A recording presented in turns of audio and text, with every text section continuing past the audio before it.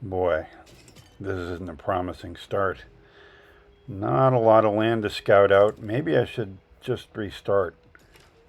Otherwise, there's only one way to go.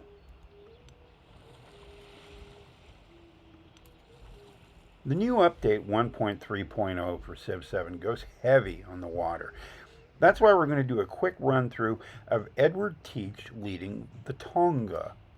They are not in many ways an ideal matchup, aside from their water based states of mind. Teach likes conquest, Tongans prefer trade and diplomacy. So this will be a battle of the wills and the won'ts while we discuss some of the new elements in the game.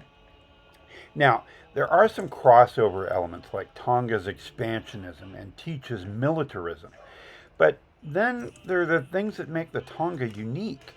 The scout unit, the Tahina, can dip their toes in the water from the get go and can go through open ocean all the way to distant lands, but can't disembark there. But you could begin to plan out your exploration age strategy before antiquity even ends. And the Tonga could make friends with independent powers no other player had a chance to meet yet, keeping in mind that Tonga can't incorporate city states. And there's also a unique naval unit, the Kalia, with its extra combat strength against districts.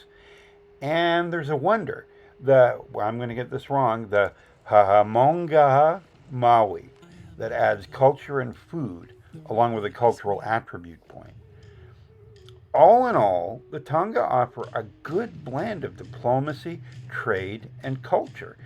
Just the kinds of things we associate with this guy. What does he bring to the table? He gives the Kalia the ability to attack non allied vessels, attack non allied trade routes without declaring war and suffering only a small diplomatic penalty. That's what he does. And his ships can capture enemy vessels and build their own pirate fleet. I mean, it's not as if the Tonga never engaged in warfare, so maybe this will be a good blend of skills and dispositions, right? Oh boy. Uh, as for some of the new elements the 1.3 update has brought, the harbor has to be one of the most interesting because it opens the waters up to production. And production, as everybody keeps saying, is key. And makes, or fishing key, I guess now, and makes waterbound starts a good option, where before they were often a restart for many players. And they make an archipelago map, like we're using here, even more attractive.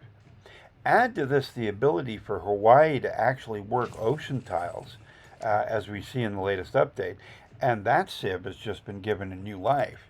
We'll talk more about the buffs to Civs, older Civs, in another edition. And naval combat is interesting and more strategic. It's a hassle sometimes getting blocked by another vessel, though, in a shipping lane and having to go back the way you came, but you have to work with what you get in the seascape. And another thing that definitely is different is the AI is constantly coming at you with sanctions of all kinds. It's just an offline in the UI update when you read the entire update manifesto, but wow, does it ever hit when you're actually playing? You have to use up a lot of influence just to fend them off. Or just take the hits and watch your overall civ growth slow down. They go after every aspect, everything that you can do to them, they can do to you, and they choose to do to you. In this game in particular, I had to balance the need to befriend independent powers with the need to stay on everyone's good side, at least initially, and with the incessant sanction happy leaders. So many sanctions, so little time. I don't think I struck a single deal in the whole game because I just wanted to befriend and reject. Befriend and reject. That's where all my influence went. But on a more positive note, I love the Tahina, the scout unit for the Tonga. It's pretty freeing to just take to the water right away and not have any obstacles across the whole map. And at first I thought I'd feel constrained by not being able to incorporate city-states.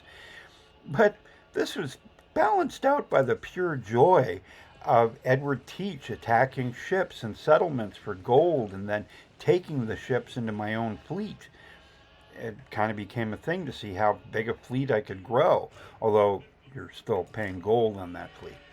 The Kalia is a surprisingly strong unit, unless it faces, another unique unit. I think it helps to build one early, which is not at all what my previous experience in the game has taught me.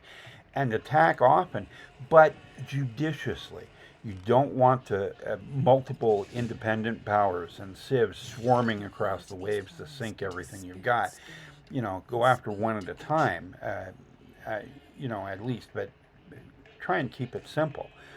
Also, when you destroy an independent power settlement, you will get a brief Catholic guilt-laden lecture about how that is now one more independent power the Tonga cannot establish a trade route with, and they bow their heads.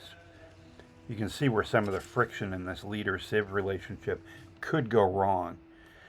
But while Teach brings gold and a great naval defense or offense into the mix, Tonga brings the culture and diplomacy and alternate means of victory besides domination. They're a decent culture civ with a lot of original elements and are fun to play around with.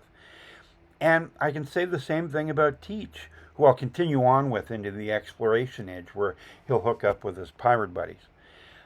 There are so many elements in the game I want to talk about, and we'll get to over the next few videos.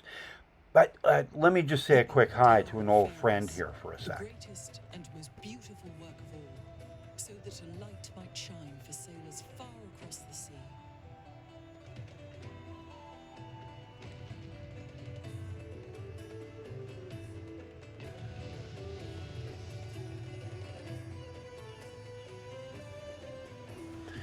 Meanwhile, the Teach Tonga matchup is productive and interesting, and more importantly, fun. Between wandering the earth with the Tahina and unloading cannon fire on anything that moves funny, this is a cool combo.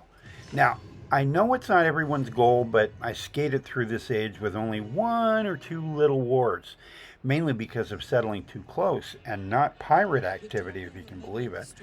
The neat thing was, I subsequently hit Friedrich with a couple of pirate attacks, and that barely moved the needle into hostile, and he was soon merely just ticked off again. So piracy might actually pay. In the end, if it matters, I did walk or sail away with the economic and scientific legacy path victories, and an overall legacy point win for the age, but again, on sovereign level, so I'm still working on upping my game. All I can say is there are so many directions I want to go in next. I want to take Teach to the pirate utopia, which is probably what you're going to see next video. I want to try some old civs with the new water-based strategy. I want to try out the new buffs and nerfs to the old civs. We didn't even have time to get into that. I want to discover the other new wonders, little things. There's a lot to consider here. And then new water-based DLC coming in December.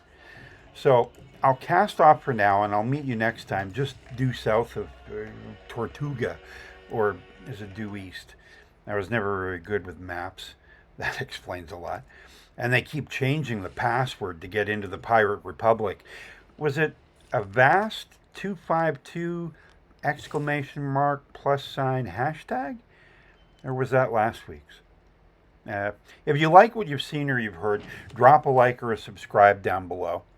And let me know what you think of the new content so far in the comments. Otherwise, this is Civilized Raccoon, and I'll see you next time.